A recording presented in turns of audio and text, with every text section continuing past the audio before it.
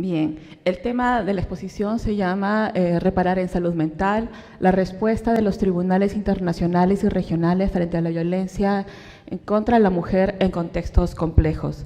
A lo que me voy a abocar específicamente es cómo ha progresado, ¿no?, en el tiempo el marco internacional de protección a los derechos de la mujer y cómo paralelamente también los tribunales, tanto internacionales como regionales, específicamente la Corte Interamericana de Derechos Humanos, ha dado una respuesta frente a las situaciones de violencia contra la mujer y en particular en contextos de violencia política o conflicto armado no internacional o conflicto armado interno, como se le llama en el Perú.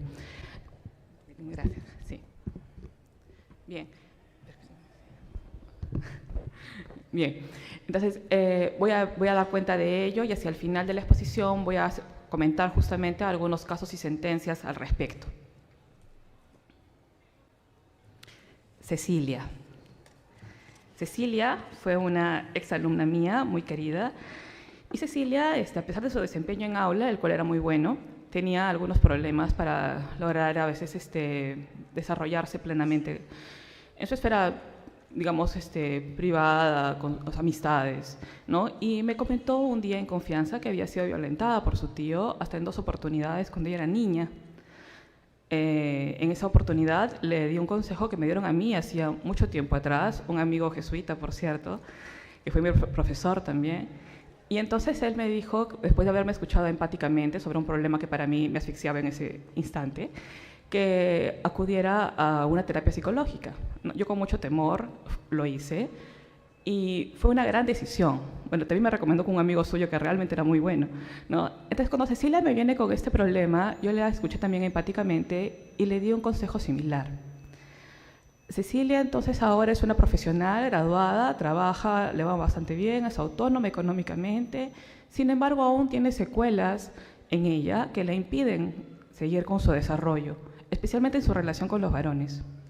Cecilia también es una mujer que da su testimonio ante la Comisión de la Verdad y dice lo siguiente, voy a leerlo brevemente. A inicios de mayo de 1989, los militantes de Sendero Luminoso entraron a una remota comunidad del departamento de Apurímac en los Andes sur centrales del Perú. Los terroristas capturaron a varios y varias jóvenes, entre ellos a Cecilia y su hermana menor. Los llevaron a un campamento secreto. Varias semanas más tarde, en una confrontación armada entre los militares y Sendero Luminoso, Cecilia y varios otros fueron detenidos y llevados a una base militar. Cecilia insistió en conocer el paradero de su hermana, pero los soldados la ignoraron. Un capitán llevó a Cecilia dentro de la base, en donde le lanzó partes de cuerpos, brazos, cabezas y pies humanos, amenazando con matarla y cortarla en pedazos, si no cesaba de hacer preguntas. Le dijo que la cortaría si no se desvestía, lo que hizo inmediatamente. Luego la violó. Más tarde, otro oficial de la misma base le prometió a Cecilia hallar a su hermana a cambio de sexo. Cecilia sucumbió. Como resultado de esta violación concibió un bebé, que el soldado reconoció como suyo, pero nunca le proporcionó información sobre el destino de su hermana. Cecilia escuchó decir que su hermana había sido asesinada y cremada en la base militar de Abancay. Cecilia sobrevivió al conflicto armado y vive con su esposo e hijos en la misma comunidad de Abancay en la que fue capturada por los soldados. Severamente traumatizada y deprimida, apenas come o duerme, el cuerpo le duele constantemente, se mantiene irritada y agresiva, se siente culpable y le resulta difícil pensar o actuar. No muestra lazos afectivos hacia su familia, vive permanentemente asustada y se siente amenazada, incluso por sus propios hijos y su esposo. Como no desea tener relaciones sexuales, su esposo abusa de ella y así reproduce cotidianamente el trauma pasado. Cecilia, a su vez, golpea y maltrata a sus hijos. Cecilia sobrelleva sus miserias completamente sola. No relaciona sus experiencias con un contexto histórico, sociopolítico más amplio. No tiene noción de sus derechos en tanto que persona o ciudadana peruana. Tanto el Estado como su familia abusan de ella. Alguna forma de justicia es necesaria para ayudar a Cecilia y a su familia a escapar de este ciclo de violencia para que retomen la ciudadanía y el sentido de sus derechos. Bien, bueno, es un testimonio duro que es recogido luego por un texto sobre violencia sexual en tiempos de guerra y de paz, ¿no? Y decidí iniciar justamente con este texto porque lo que quiero es dar cuenta que las afectaciones en salud mental, luego de un conflicto o un episodio violento, se quedan impregnadas en las personas y pueden inclusive ser transgeneracionales, ¿no? precisamente advirtiendo este tipo de situaciones, es que voy a hacer esta estructura de trabajo, como les comentaba, dar cuenta del marco internacional y regional, aterrizar en las afectaciones en salud mental y reparaciones, y luego aterrizar en los casos concretos, ¿no? Bien. Hay una progresividad de la Declaración Universal de Derechos Humanos, posteriormente el Pacto Internacional de Derechos Civiles y Políticos y el Pacto de Derechos Económicos, Sociales y Culturales. En los tres documentos se da cuenta que varones y mujeres somos iguales ante la ley, es decir, hay una igualdad formal, técnicamente hablando, por lo tanto todos somos iguales ante la ley. Eso lo sabemos todos y lo tenemos claro, ¿no es cierto? Sin embargo, sí, progresivamente se va poniendo énfasis en que también somos iguales a recibir la misma educación o tener el mismo acceso a la educación, toda vez que décadas atrás se consideraba que la mujer no merecía o no valía la pena invertir en su educación, toda vez que al final iba a estar casada, iba a quedarse en casa cuidando de los hijos, entonces ¿para qué la educábamos, no? Era mejor invertir en el hijo varón de la familia, por ejemplo, ¿no? O darle estudios universitarios al hijo varón y solamente estudios técnicos a la hija y cosas similares, ¿no? Entonces, la norma internacional de Naciones Unidas incorpora este tema y habla que la educación también debe ser accesible para todos y para todas en igualdad de condiciones. Hasta este punto seguimos hablando de la igualdad de un 100-100, cada uno es valioso por sí mismo, ¿no? Tiempo después se habla sobre la cultura familiar, es decir, que todos tenemos derecho también a crecer en un entorno que nos prodigue cierta cultura, respetando también la idiosincrasia, las formas, la cultura en la cual cada quien había crecido. Sin embargo, esta última norma tiene ciertos reveses, ¿no? Si por un lado, es cierto, podemos ser criados en un ambiente, por ejemplo, empático, un ambiente tal vez religioso, un ambiente respetuoso de derechos, también podría ser el otro caso extremo, por ejemplo en el caso de Somalia, donde la mutilación genital femenina es permitida, ¿no? A pesar de que Naciones Unidas ha hecho mucha agencia para que esto finalmente se elimine, y también muchos activistas, pero finalmente es una práctica tradicional que se sigue permitiendo y justamente apelan al derecho a la cultura, por ejemplo, ¿no? Y posteriormente, la Convención sobre los Derechos del Niño pone énfasis en la posibilidad de combatir precisamente la pornografía infantil, toda vez que muchas de las imágenes que se propalan allí, la mayoría de veces son de niñas más que de niños, pero de igual manera seguimos poniendo énfasis en que es un asunto de igualdad hasta el momento. O sea, no hay una diferencia sobre hombres y mujeres, sino que hasta el momento todos somos iguales ante la ley y no hay una ley específica hasta este punto. Pero posteriormente surgen una serie de sucesos que más bien cambian la esfera internacional. Estoy hablando de a partir de los años 90 hacia adelante, cuando cae el muro de Berlín, se dan muchas guerras de secesión, cae el coloniaje también de muchos antiguos imperios, que ahora ya son repúblicas independientes. Entonces, los casos emblemáticos, solo voy a mencionar dos, fue el de Ciudad Juárez, en México precisamente, que tal vez lo han oído hablar, la frontera entre México y Estados Unidos, específicamente en la frontera centro, ¿no? Que es de Ciudad Juárez con El Paso, Texas. Existen una serie de maquilas o fábricas donde van jóvenes a trabajar, mujeres especialmente, y fueron encontradas muertas muchas de ellas durante un largo periodo. Parecía algo sistemático o que, bueno, en todo caso se multiplicaban las muertes y especialmente la forma en que éstas eran asesinadas y expuestas después de haber sido violentadas sexualmente, ¿no? El caso finalmente se visibiliza a nivel internacional y a partir de eso se empiezan a hacer algunos cambios en las legislaciones, por ejemplo, de Costa Rica, en Chile, ¿no? En el Cono Sur en general, y empiezan a introducir algunos cambios en su legislación porque advierten precisamente que hay mucha violencia contra la mujer y que hay que hacer algo, pero no se tenía algo todavía tan definido. En ese mismo contexto se da la guerra de secesión en la ex Yugoslavia, y precisamente durante el desmembramiento de estas repúblicas originariamente socialistas soviéticas, o que pertenecían a este orbe, ¿no es cierto?, se desmembran después de una guerra muy dura, y entonces lo que va a suceder es que se señala que estas mujeres, especialmente las de origen bosnio-musulmán, habían sido violentadas sexualmente, pero la Corte señala que han sido utilizadas como arma de guerra, es decir, como una forma de doblegar, como una forma de tratar de que la otra parte, en este caso entre serbios y bosnios había esa guerra, puedan caer, puedan doblegarse, puedan finalmente retirarse y cesar en la guerra, ¿no? pero la mujer fue, en este caso, cosificada y violentada.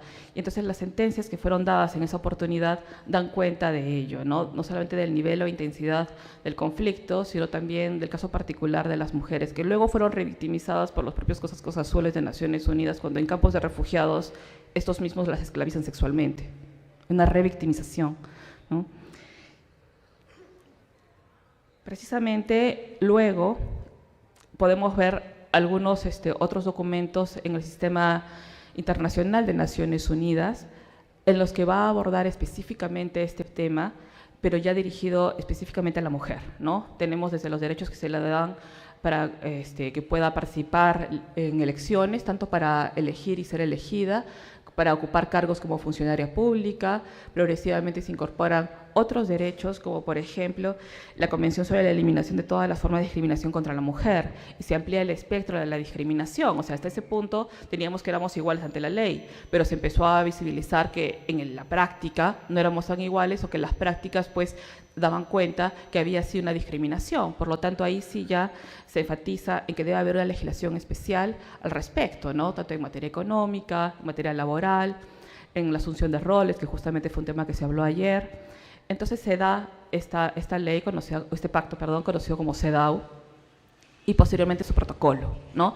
A efecto que todos los ordenamientos jurídicos que son parte de Naciones Unidas y que se habían adherido a esta norma, pues la incorporen en su legislación interna. Es decir, que no solamente quede en un tratado o en un documento internacional de derechos humanos, sino que esto sea incorporado progresivamente en la legislación. Es decir, que los estados se preocupen por empezar a hacer modificaciones que contribuyan a que esto finalmente pare o pueda prevenirse. Pero justamente, nuevamente, ¿no? Estamos hablando de discriminación. Seguimos con la discriminación, en que no hay un trato igualitario, y que eso en la práctica también debe ser entonces dable, ¿no es cierto?, que se mejore esa situación o se revierta. Pero ahora llega justamente un documento que sí es bastante relevante, porque ahora sí ya hablamos, aterrizamos en la prevención, la sanción y la erradicación de la violencia contra la mujer, y eso lo hace justamente la Organización de Estados Americanos. Es un documento a nivel interamericano, la denominada Convención Belém do Pará, ¿no? Gracias a esta convención es que ya estamos hablando de temas mucho más específicos y de mayor ámbito de protección, porque ya no solamente estamos viendo la desigualdad, que ya era bastante, sino que ahora nos damos cuenta que es tal el grado de violencia que se necesita hacer algo a nivel normativo. Ojo, a veces los abogados pecamos del problema de decir que queremos que con las normas todo lo solucionamos, y eso no es así. Hay que implementar obviamente políticas, estrategias, que creo que es el tema que viene luego de mi presentación, ¿no? Es decir, hay un marco general normativo obviamente, pero la legislación no va a servir de nada si no se implementa con otros recursos. Esta convención entonces tiene varios puntos importantes, ¿no? Estamos hablando entonces de prevención, erradicación, sanción. Es más completo y justamente se enfoca en las diferentes formas de violencia que puede tener la mujer. Precisamente el contexto o el entorno en que se produce esta violencia pueden ser el contexto familiar, laboral, educativo, ¿no? Inclusive la violencia puede venir por parte del Estado, como es el caso de Cecilia, que yo les traía, ¿no?, en el conflicto armado peruano. Y precisamente esta violencia puede ser de carácter, por eso, físico, sexual o psicológico. Me voy a abocar específicamente a lo psicológico, pero por fines didácticos, pero en realidad la violencia daña al individuo, y en este caso a la mujer, de manera que no solamente se afecta a su psique o está deprimida o emocionalmente la pasa mal, sino que en realidad es algo que penetra el cuerpo y que va a perdurar en ella durante mucho tiempo, y quizá va a permanecer allí como una huella más o menos visible, pero que de alguna manera va a quedar, ¿no? Entonces, justamente las manifestaciones pueden ser esta, ¿no? Violación sexual o abuso sexual, trata de personas, esclavitud sexual y violencia doméstica en general, prostitución forzada, matrimonios forzados, como vamos a ver en el caso justamente de Sierra Leona. Entonces, todas estas manifestaciones nos dan cuenta que finalmente la mujer es cosificada o es un objeto de deseo de algunos, o es utilizada como una herramienta para finalmente cumplir otros propósitos, ¿no? justamente en algunos instrumentos que podríamos mencionar de políticas favorables a la erradicación de la violencia contra la mujer, podríamos citar obviamente que haya justicia, que se combata la impunidad y que a su vez se repare a las víctimas, es decir, que de alguna manera se restituya sus derechos. Obviamente nada va a quitar lo que ha pasado a estas mujeres, ¿no es cierto? Sin embargo, podrían haber algunos mecanismos o formas que contribuyan a que eso pueda ser de alguna manera pueda restablecerse, que pueda sacarla adelante, que pueda rehacer nuevamente su proyecto de vida, ¿no? Obviamente, entre otros elementos, vamos a tener justamente la creación de los tribunales. En los casos internacionales hubieron 3 importantes: el Tribunal para la ex Yugoslavia, el Tribunal para Sierra Leona y el Tribunal para Ruanda, porque no existía en ese momento una Corte Penal Internacional como la tenemos ahora bajo el Estatuto de Roma y del cual el Perú actualmente es parte y que podría sancionar a jefes de Estado frente a la violación de derechos humanos, por ejemplo, pacto que no ha firmado Estados Unidos, por ejemplo, ¿no? El registro oficial, es decir, que haya un observatorio en el que justamente se visibilice cuántas mujeres están muriendo y que da cuenta también de la violencia que se está dando, las estadísticas que precisamente ayer nos traían en otras ponencias, ¿no? Y finalmente la legislación. Quiero entrar entonces ahora a este marco normativo, pero en materia de reparaciones y salud mental. Este es otro testimonio de una muchacha guatemalteca que también, bueno, Guatemala también ha sido una región en la cual ha habido mucha violencia, especialmente durante la dictadura del expresidente Ríos Montt, que también fue durante una dictadura que duró bastantes años. Ríos Montt actualmente ya está muerto. Se llevaron a cabo una serie de juicios que finalmente lo encuentran culpable y entra a prisión, pero nuevamente se anula la sentencia, sale de prisión y finalmente fallece sobre la marcha del siguiente proceso, ¿no?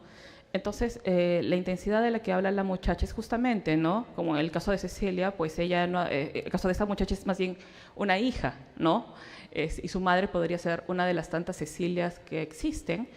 Y ella dice que no ha vivido lo que su madre ha vivido y que, sin embargo, padece ella también de este sufrimiento y llora y no se explica qué es lo que pasa y siente que su proyecto de vida no surge porque hay algo que está allí pendiente de ser resuelto o de ser elaborado, como dirían los psicoanalistas. Y precisamente lo que se busca entonces es, de alguna manera, cuando se habla de reparaciones, es de restablecer, de recuperar, de restituir también en derechos y en confianza a estas mujeres, ¿no? Estamos hablando que ellas han sentido en alguna oportunidad que no son lo suficientemente valiosas y que por eso han sido objeto de, ¿no? Que han sido cosificadas por. Se sienten también que a lo mejor son ciudadanas de segunda clase o que no tienen categoría de ciudadanas y que por lo tanto les ha restado dignidad, ¿no? Porque también cuando finalmente han denunciado y se han atrevido a hacerlo, después quizá de años, nadie les ha creído ante la falta de pruebas o nadie finalmente les ha dado cierto mérito porque consideran que no era para tanto o simplemente se niega la posibilidad de que hayan sido realmente violentadas, ¿no?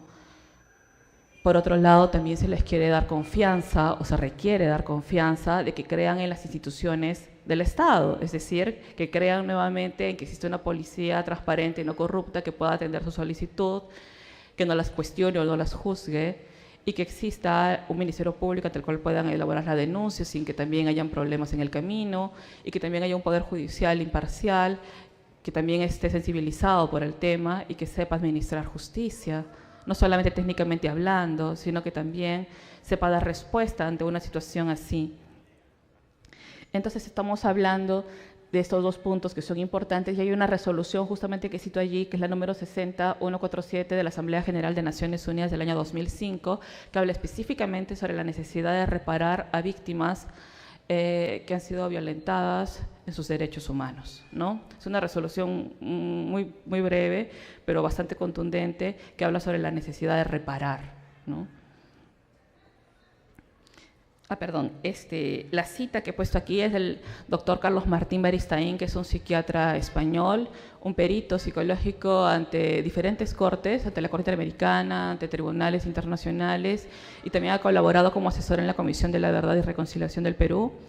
y entonces es un especialista en la materia y justamente él tiene muchas publicaciones que ustedes pueden encontrarlas en la web. No sé si acá hay psicólogos o psicólogas interesadas en el tema, pueden encontrar muchísima información de este perito y está disponible en la web, ¿no? Y justamente recoge testimonios y da cuenta de las secuelas psicosociales que se dan en las mujeres y en las comunidades indígenas en estos contextos de violencia.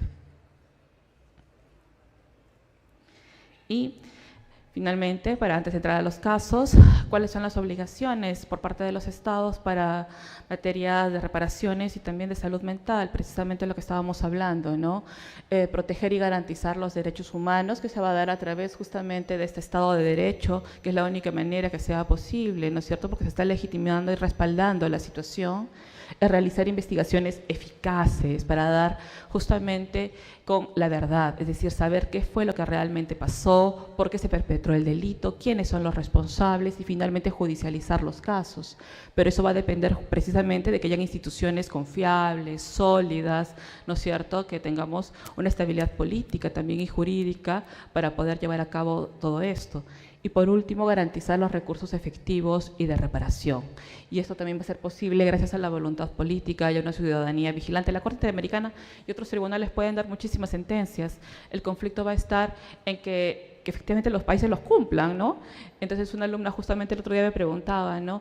Pero ya, la Corte ha dicho tal cosa en una sentencia, dispone que efectivamente los estados se comprometan o que repare, pero luego ¿qué?, ¿no? Luego que, bueno, si el Estado efectivamente toma en serio su rol y ese Estado parte, se entendería que va a implementar las reparaciones y si no lo hace, afortunadamente la Corte Interamericana tiene sentencias de supervisión de cumplimiento de sentencias. Por lo tanto, periódicamente va a ser un llamado de atención a los estados para verificar si están cumpliendo o no con lo que hacen. En el caso de México es tremendo, porque tenemos que justamente sale este asunto de campo algodonero o de esta franja en el norte de México con Ciudad Juárez, pero sobre este caso, que es un caso emblemático, campo algodonero, surgen otros, Rosendo Cantú, y actualmente hay otros más, ha salido uno justamente el año pasado, que habla sobre los ataques, ya literalmente habla sobre la violencia sexual a un grupo de mujeres indígenas y que nuevamente México es el perpetrador, ¿no? Que no logra involucrar a sus jueces, a sus agentes policiales, militares, que se sensibilicen en materia de derechos humanos, y entonces son llamadas de atención continuas. A nivel latinoamericano, uno de los mayores perpetradores, si lo vemos en cifras, ha sido lamentablemente México, ¿no?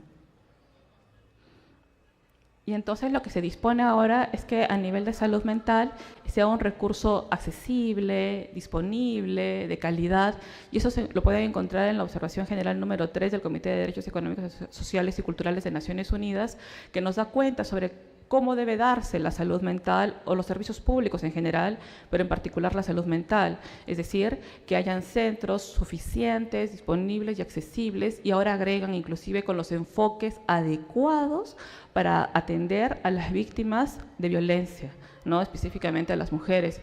Entonces, tenemos que los servicios no solamente deben existir, como uno diría, bueno, vas al psiquiatra, ¿no?, a un hospital público, ¿no? Pero actualmente estamos hablando de la necesidad de centros de salud mental comunitarios, en los cuales ya no se atienda solamente con un enfoque clínico, que quizá es más limitado, sino que las personas podrían lograr recuperarse en entornos sociales, es decir, con el apoyo de su familia, de sus vecinos, de su comunidad, de sus amigos, de sus amigas, y ya no solamente con el especialista y él. Habrán casos obviamente que requieran intervención clínica, pero también y sobre todo se propende ahora a una salud mental comunitaria donde las personas puedan recuperarse gracias a su entorno, ¿no?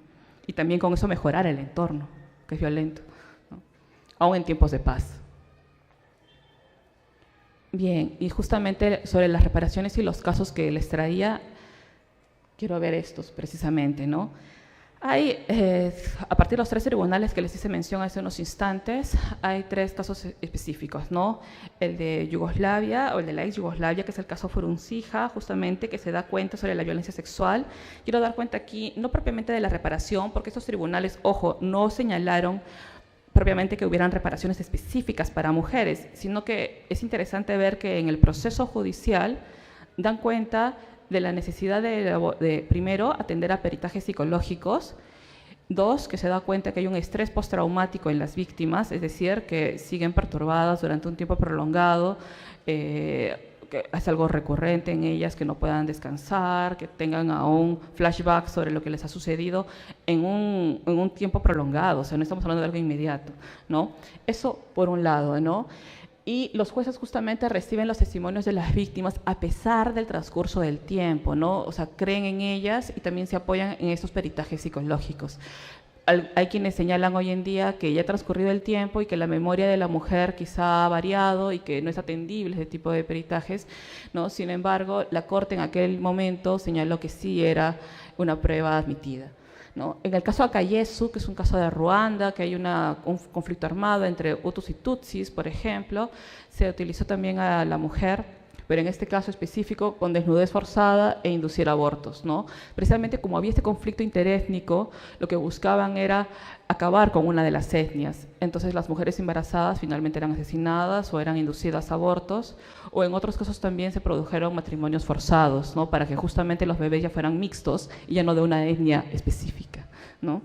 Entonces, aquí emplearon la Corte en esa oportunidad la interpretación de factores culturales de las víctimas, porque daban cuenta que, si bien es cierto, era una violencia puntual que habían sufrido ellas, pero también la forma en que ellas habían sido afectadas daba de mucha cuenta atrás, es decir, de otros problemas estructurales que traían a nivel también comunitario, de cómo también las mujeres eran vistas al interior de su comunidad como inferiores a los varones. Entonces, cuando utilizan los peritos, no solamente hablamos de un traductor cualquiera, sino de un intérprete que también esté sensibilizado con la cultura de esa región, ¿no? Ese también es un punto importante, ¿no? De cómo se lee, no solo judicialmente un caso, sino también a nivel cultural, ¿no? De ahí la importancia enorme de la interdisciplinariedad. Y en el último caso de Isa Hassan Sesay, en el caso de Sierra Leona, ¿no? También se da el matrimonio forzado y la esclavitud sexual. En los casos que estoy dando cuenta, obviamente han sido muchísimos más los delitos perpetrados. Yo solo estoy dando cuenta de la violencia contra la mujer, pero en realidad esto va mucho más, ¿no? Sino que por fines aquí de la ponencia y del tema que nos aboca en este congreso, lo he reducido a la violencia contra la mujer, pero en realidad el espectro es mucho más amplio, ha habido masacres, asesinatos, en fin, ¿no?